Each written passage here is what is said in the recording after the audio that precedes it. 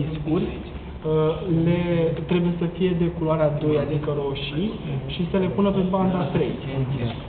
Funcția de preia, funcția de așează, adică să le așeze la orientarea de 180 de grade cu banda.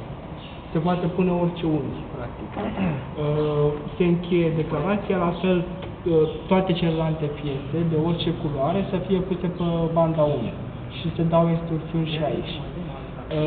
Se poate compila dacă, de exemplu, încercăm adăugarea altor funcții care sunt ori aliuristice, ori dacă punem o funcție corectă, dar punem parametrii, ori să fie erori. Și se precizează linia, codul, funcția. Sunt 21 de tipuri de erori. Atâtea am obținut. Credem că am acoperit. Am lucrat foarte mult la compilator.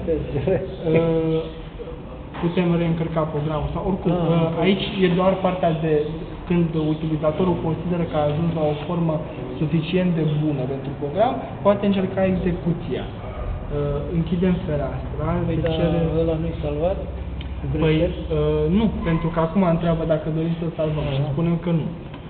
Și mergem la rularea de programe. Rularea de programe se poate face în două moduri. Modul fără program încărcat, în care doar circulă piesele, iar robotul este inactiv. Putem mări viteza de deplasare. De aici se controlează absolut toate tipurile de viteze. Deci și deplasările, și rotirile, și benzile. Se vede un pic sacadat, putem micșora rata de afișare, o să vadă mai sacadat, dar puțin mai bine din punct de vedere al clipirilor, sau putem crește. Undeva se poate produce o potrivire a imaginilor, modul în care le generează programul și rata de refresh a monitorului. Și se poate face un echilibru. Fiecare piese se pot genera și piese manual. Zona asta se afișează